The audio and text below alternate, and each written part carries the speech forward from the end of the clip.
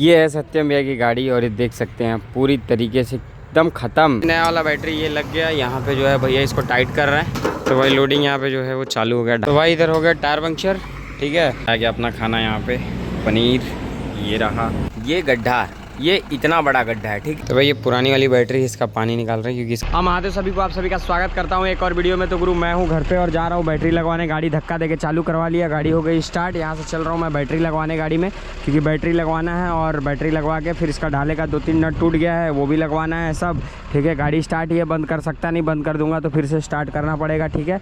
और गाड़ी धो दिया हूँ, बस थोड़ा सा धोया हूँ, पीछे नहीं सिर्फ आगे का धोया हूँ, ठीक। तो यही सारी चीज़ें हैं। तो चलिए वीडियो करते शुरुआत, बने रही हमारे साथ, सारा कुछ आपको दिखाएंगे बताएंगे। तो यहाँ से पहले निकलते हैं बैटरी लेने के। तो भाई पहुँच गए बैटरी की दुकान पे। ये है अपना पुराना वाला बैटरी, ये है नया बैटरी जो अपने को लगवाना है। SF की है, इसको लगा के देखते हैं ये बैठता है कि नहीं बैठता है इसमें, ठीक है। तो यहाँ पे जो है इसको लगवाते हैं। नया वाला बैटरी ये लग गया। यहाँ पे जो है भैया इसको टाइट कर रहे हैं, ये टाइट करवा के फिर स्टार्ट करके देखते हैं। क्योंकि जो पहले इसमें 2 बैटरी है, एक 70Ah है, जो 70Ah इसमें बैठ ही नहीं पा रही है, ठीक है। मतलब उसका साइज़ बड़ा है, ये 80Ah है जो कि बैठ गया, इसका साइज़ कम है। जो अपनी गाड़ी में लग के आता है वो 65 एम्पियर का आता है, 65Ah ना भैया। हाँ, तो ये SF ये जो है एक साइड की ही कंपनी है, एक साइड का ही ब्रांड है ना ये SF। तो ऐसा मतलब जैसे कई ब्रांड, एक मेन ब्रांड होता है, उसके कई ब्रांड होते हैं, ठीक है। तो वो चीज़ है। तो इसको लगा के टाइट करते हैं और स्टार्ट करके देखते हैं कि होता है कि नहीं, मतलब नया है होगा ही, होता है कि नहीं, क्या होता है, ठीक है। क्योंकि बैटरी देखो मेरे को केयर करने का पता नहीं है कि कैसे। एक भाई ने मेरे को कमेंट करके बोला था कि कभी खलासी किए नहीं हो, तो सही बात है, किया नहीं तो मुझे क्या ही पता होगा कि स्टार्ट बैटरी का क्या सिस्टम होता है। सच में मेरे को नहीं पता, जो है उस चीज़ को एक्सेप्ट करना चाहिए, ठीक है। तो भैया इसको टाइट कर रहे हैं, इसको टाइट करवा लेते हैं, बैटरी हो जाएगा, चल के ढाले का काम करा देंगे और देखते हैं बैटरी कितने का पड़ता है। इसमें 2 साल की गारंटी है। तो भाई ये पुरानी वाली बैटरी, इसका पानी निकाल रहे हैं क्योंकि इसका वज़न करना पड़ेगा ना। तो वज़न मैं बेच दे रहा हूँ, उसका कोई काम है नहीं, क्योंकि किसी काम का नहीं है ये, मैं करूँगा क्या इसका, ठीक है। तो इसका पानी निकाल के वज़न करवा लेते हैं और देखते हैं। पहले इसका वज़न करवाते हैं, आपको दिखाते हैं कितना वज़न हुआ इसका। तो गुरु बैटरी तो डलवा लिए, बैटरी महंगा पड़ गया यार, 6700 का पड़ गया है लगभग। और मेरा जो पुराना वाला था वो कुछ 1600 कुछ रुपए का हुआ, तो मुझे 5050 रुपये इनको और देना पड़ा। पर खैर ठीक है, हो गया बैटरी। अब देखते हैं, 24 महीने इसकी गारंटी है, वारंटी है, जो कह लीजिए दोनों है, ठीक है। तो ये अब 24 महीने चलता नहीं है, लोग कहते हैं 24वें के बाद 25वें 26वें महीने पर ख़त्म हो जाता है। तो चलो 2 साल के लिए छुट्टी हो गई, ये वाली 1.5 साल चली ना कम से कम। कंपनी की लोगों की 2-2 साल 2.5 साल चल गई, मेरा ही बैठ गया। मेरा मैं बताया ना, बैठने का रीज़न ये है कि मैं जो है, जो काम नहीं होने की वजह से 1 महीने घर रह गया, उसमें बैटरी ठंडी का थोड़ा वो हुआ और वो हो गई, बट ठीक है। अब बैटरी डलवा लिए, अब चल रहे हैं क्या करने, ढाले का काम कराने, ठीक है। चला जाए ढाले का काम करा लिया जाए यहीं, और बाकी कोई काम है नहीं। तो भाई आ गए हवा गिरिश कराने, उधर हवा भर रहे हैं, इधर भाई गिरिश मार रहे हैं। हवा गिरिश करा देते हैं क्योंकि गाड़ी खड़ी ना बहुत टाइम से हवा गिरिश इसमें हुआ नहीं, ठीक है। तो ये सारी चीज़ें थी, अब इसको करा के फिर जो है यहाँ से चलेंगे घर, नहा धो के फिर लोडिंग पे निकल जाएंगे। जब तक लोडिंग होगा तो पहले हवा गिरिश करा लेते हैं। हवा गिरिश जो भी था सब करा लिया, करा के अब निकल रहे हैं घर के लिए। चलेंगे, नहाएंगे, धोएंगे, उसके बाद जो है देखेंगे। और सामने अच्छा दूसरी मर्सिडीज़ है, मुझे लगता है एक मर्सिडीज, वो ऑडी है, मर्सिडीज़ नहीं है। उसका पेंटर ने पेंट मार दिया सच। जो हमारे गोविंद पेंटर है उसको फुल पेंट मार दिए वो ऑडी को। पर खैर कोई नहीं, तो यहाँ से चला जाए भाई। अभी बज गए 12। मैं नहा धो के एकदम रेडी हो गया, अब चल रहे हैं अपन लोडिंग पे, ठीक है। तो बैटरी लगवाने के बाद गाड़ी जो है देखिए, वाओ, एक सेल्फ में स्टार्ट। ठीक है। तो अभी यहाँ चलेंगे कि टंकी खाली है, तेल भरा लेते हैं। जमुई से आ रहे थे तो रास्ते में सिर्फ 1000 रुपये का तेल डलाए थे, अब 2 चाबी लेके जाने की ज़रूरत नहीं, ठीक है। और बाकी का अभी तेल डलाएंगे और यहाँ से जो है अभी निकलते हैं अपन और चलते हैं सीधा पेट्रोल पंप पे डीजल डलाने। आ गए पंप पे, लगा दिए यहाँ पे गाड़ी और अपना टंकी हो रहा है फुल करा के और चलते हैं लोडिंग पे। अभी ज़्यादा लेट नहीं हुआ हूँ मतलब मेरे हिसाब से, क्योंकि अभी माल रेडी करके वो मेरा वेट कर रहे हैं, बट ठीक है चलते हैं, लोड करेंगे। तो डीजल फुल करा लूँ क्योंकि पिछले चक्कर आके वैसे खाली टंकी खड़ा कर दिया था।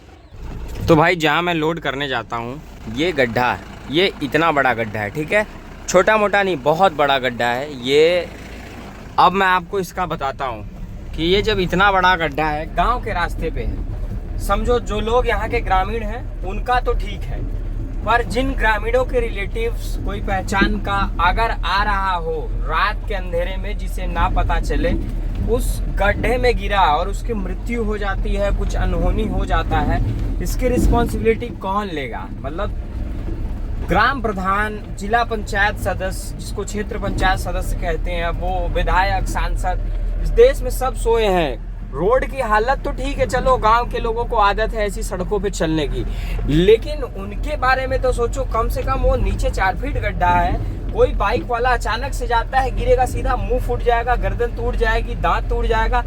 मतलब इस चीज को कौन, यहाँ के लोग भी नहीं बोल रहे हैं। मैं पिछले 3 चक्कर से देखा, जिनके यहाँ लोड करने जाता हूँ उनसे बोला तो बोले कि कोई तो नहीं बनवाएगा, मुझे ही बनवाना पड़ेगा। सोचो, वो उनका सिर्फ गोदाम है, जिस वजह से वो खुद कह रहे हैं कि मैं ही बनवाऊंगा उसको। तो समझ लो ये स्थिति है, क्या किया जाए भाई। तो भाई लोडिंग यहाँ पे जो है वो चालू हो गया, ढाला खटखट खटखट आवाज़ करते रहता है, ठीक है। तो यहाँ पे लोडिंग अपना हो गया चालू, गाड़ी लगा दिए और ये धान रखा हुआ है। ये बड़ा लंबा है यार, बासमती जैसा लग रहा है। भाई अपनी गाड़ी हो गई यहाँ पे लोड, देख सकते हैं पूरा एकदम फुल लोड, मतलब फुल लोड क्या, हाफ लोड हो गया है, ओवरलोडिंग नहीं है, अंडर लोडिंग ही माल है, ठीक है। 13-14 कुंटल के आसपास होगा। भाई गाड़ी अपनी हो गई लोड और मैं निकल रहा हूँ यहाँ से, ठीक है। भाई यहाँ से अभी अपने को जाना है चंदौली, जिनका माल है वो भी जाएंगे साथ में। गाड़ी में वाइपर वाले डब्बे में पानी नहीं था तो पानी डाल लिए और अब इसके बाद चलते हैं। गर्मी तो इतना लग रहा है ना, क्या बताऊँ। ओ आम जो है फूल ले लिया, इसको बोलते हैं हमारे यहाँ आम का बौर और बिहार में बोलते हैं आम मोजरा गई शायद, मुझे नहीं पता है। हाँ यार, यही बोलते हैं शायद, ठीक है। और गांव के सड़कों पे चलना सबसे बड़ी मुश्किल काम है कि लोग समझ जाओ, ठीक है। और मौसम एकदम मस्त हो रखा है, तो खैर चलिए यहाँ से चला जाए अब। तो भाई वहाँ से निकल के हम आ गए दिल्ली कोलकाता नेशनल हाईवे पे। आगे तो आपको प्रिजन वैन दिख रही होगी, 2 हैं प्रिजन वैन, वो जिनमें कैदियों को उनकी तारीख पे ले जाया जाता है, कचहरी, कोर्ट या जहाँ पे उनकी तारीख होती है, इसी गाड़ी से वो जाते हैं, ठीक है। तो इसको दिखाने का रीज़न ये है, ये गाड़ी आप ध्यान से देखो पूरी तरीके से बंद है, बहुत छोटे छोटे जाली है जिसमें से आप बहुत थोड़ा देख पाओगे, ठीक है। तो कोई भी क्राइम जो करता है उसको कैसे आप बाहर में खुले में सांस ले रहे हो, अच्छा खाना खा रहे हो, अपनी फैमिली के साथ हो, लेकिन एक छोटा सा गुस्सा, एक छोटा मतलब क्राइम बेसिकली गुस्से की वजह से ही है, कोई या लालच, चोरी, ये सब, और किसी को गुस्से में मार दिए। बहुत लोग कहते हैं ना आत्मसम्मान से बड़ा कोई चीज़ नहीं। तो भाई अगर ऐसी ज़िंदगी जीनी हो तो आत्मसम्मान बेच दो ना, क्यों आत्मसम्मान को रख रहे हो। अगर एक ऐसी डब्बे में कैद हो जाना है जो एक गाड़ी लेके जाती है, आपको लेके आती है, फिर आपको एक बंद कमरे में छोड़ देती है, आप सालों साल वहीं अपनी पूरी उम्र खपा देते हो।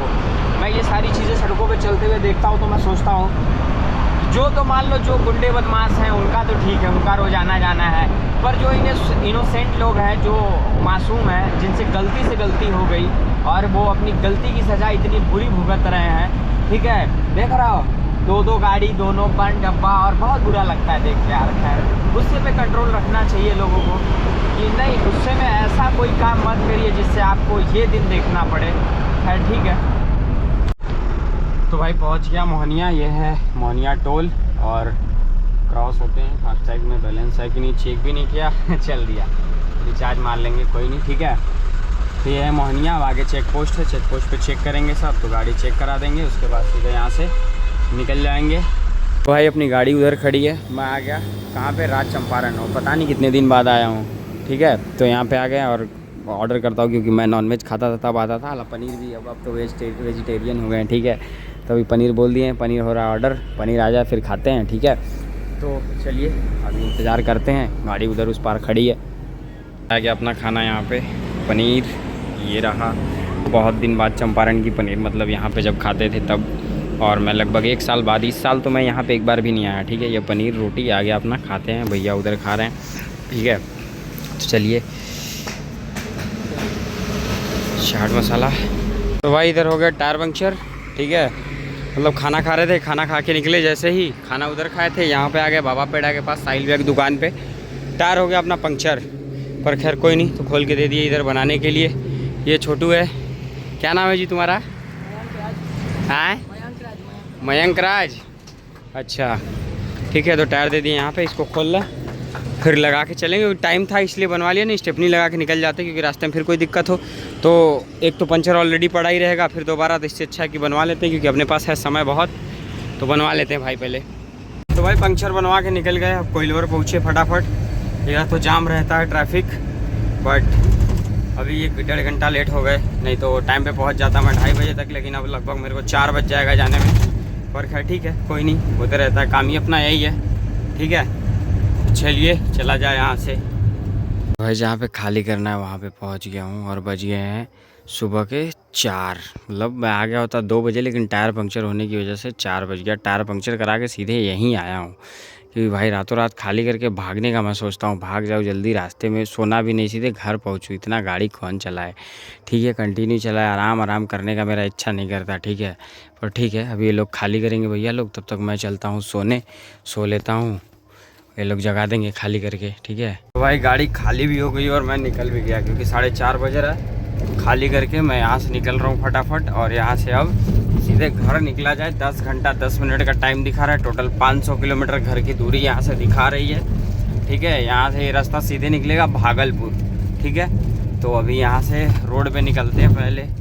तो ये पहुँच गए सुल्तानगंज, और सोचिए ये वो जगह है जहाँ से लोग जल भर के जाते हैं देवघर। 107 किलोमीटर ऑलमोस्ट, यहाँ से 107 किलोमीटर है, 107 किलोमीटर पैदल। मतलब जल भरेंगे, नहाएंगे, धोएंगे यहाँ से, उसके बाद जल भर के लेके जाएंगे। देखिए सुबह सुबह बाबा का दर्शन भी हो गया। ये जय भोलेनाथ, देख रहे हो बाबा वैजनाथ। और यहाँ से अब अपन निकला जाए कहाँ के लिए? घर के लिए। ये है यार, चाय मार लो यार, चाय तो ज़रूरी है क्योंकि चाय नहीं पिया हूँ, गाड़ी कहीं लगाऊँ चाय पीऊँ तब। और सुबह हो गई, मैं अभी मुंगेर में हूँ। मैं अभी खाली करके निकल रहा था और बस सो गया था, एक्चुअली 5 बजे निकला था, सो गया।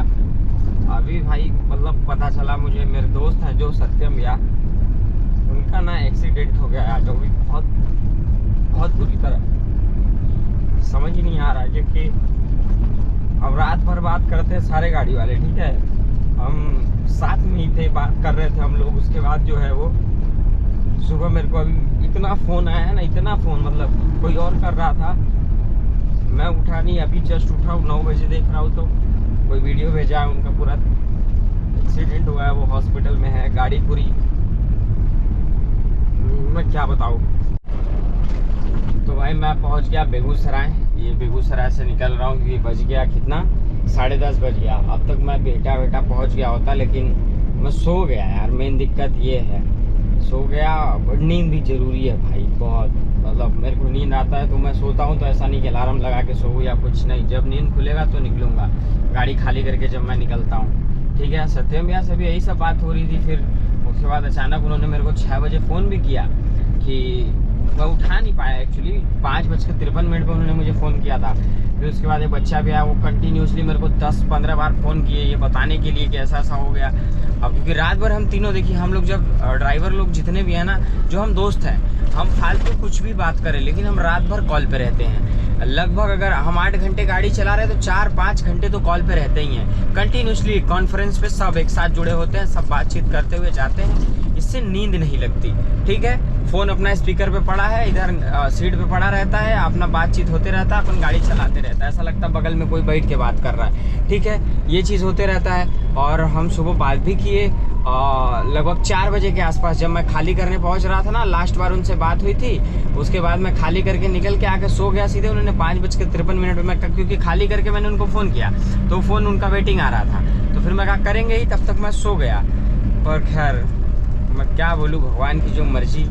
भाई जिस दोस्त से आप इतने टाइम बात कर रहे थे शाम को, और सुबह ऐसा कुछ हो जाए, पर खैर ठीक है, अभी देखते हैं। चल रहा हूँ मैं, हॉस्पिटल भी जाना है, यहाँ से निकलेंगे, मतलब यहाँ से अब चल रहे हैं सीधा बेगूसराय से पार होते सीधा हॉस्पिटल पहुँचेंगे पहले। ये है वो जगह जहाँ पे सत्यम भैया की गाड़ी लड़ी। ये यहाँ पे देख सकते हैं, इसी टैंकर में उनकी गाड़ी लड़ी थी। ये आजमगढ़ से खाली करके आ रहा था और वो सत्यम भैया जो है मुजफ्फरपुर से लोड करके आ रहे थे। प्लाई ये देख सकते हैं, पूरा सड़क पे प्लाई पड़ा हुआ है। इसलिए प्लाई पड़ा है क्योंकि जब गाड़ी लड़ी थी ना, उनका पूरा चेचिस टूट के बैंड हो गया था, तो प्लाई पूरा सड़क पर उतारना पड़ा क्योंकि उनको निकाल नहीं पा रहे थे। आसपास के लोगों ने मदद भी नहीं की। वो 2 घंटे इसी गाड़ी के अंदर फंसे रहे, इस पिकअप में। और फिर जो है अब उन्होंने फ़ोन किया अपने पहचान वालों को, वो आए और फिर 2 घंटा मशक्क़त के बाद सत्यम भैया को निकाले और इसी गाड़ी के अंदर वो फंसे रहे। क्योंकि गाड़ी का कंडीशन आप देख सकते हैं जिस तरीके से लड़ी है, मतलब इसमें से उनको निकालना बहुत मुश्किल था। वो 2 घंटे इसी में चीखते रहे, चिल्लाते रहे, सांस नहीं ले पा रहे थे, ये स्थिति थी। फिर जैक लगा के कैसे कैसे पूरा प्लाई खाली करके फिर जाके सत्यम भैया को निकाला गया। और गाड़ी की स्थिति आप देख ही सकते हैं कितना बुरा है। मैं हूँ घर पे, मतलब ये सत्यम भैया की गाड़ी थी। मैं फिर वहाँ से गया उनको देखने, सत्यम भैया को हॉस्पिटल देखने गया। उनकी कमर में फ्रैक्चर है, यहाँ से लेके ये उनका पूरा सर फट गया है। अब जिस चीज़ से भी कट लगा हो, ये पूरा डैमेज। उसके बाद मतलब छोटे मोटे स्टेचेस जैसे यहाँ पे है, यहाँ है, यहाँ है, बदन में पूरा चोट है। सबसे ज़्यादा उनको दिक्कत कमर से है और सर के चोट से। अब ये कैसे हुआ, मैं क्या बताऊं कैसे हुआ, क्योंकि जो रास्ता है वो हाईवे, एक्सीडेंटल हाईवे उसको वो इतना ना, वो हाईवे भी चालू भी नहीं हुआ और इतना एक्सीडेंट हो चुका है ना, इतना एक्सीडेंट हो चुका है उस पर। एक दिन टैंकर पलट गई, एक दिन तमिलनाडु की कोई गाड़ी पलट गई थी, एक दिन स्कॉर्पियो वाला बाइक वाले को मार दिया, क्योंकि मेरा मामा घर है वहीं पे। तो ये सारी चीज़ें हुई। अब भाई मैं क्या बताऊँ, तो ये सारी चीज़ें हैं। बट खैर ठीक है, सत्यम भैया भी नहीं होना चाहिए था ऐसा, बट हो गया क्योंकि 7 आदमी। और सत्यम भैया देखिए होता सबके साथ है, लेकिन सत्यम भैया के साथ होना मतलब मैं बहुत अच्छा दोस्त मानता हूँ उनको इस धंधे के अंदर। बीडीएम है, बहुत लोग हैं, लेकिन सत्यम भैया ने एक बात कही थी मेरे को, एक बात नहीं बतानी चाहिए सब चीज़ें, लेकिन उन्होंने ना एक बात कहा था, क्योंकि इससे मतभेद होता है लोगों में।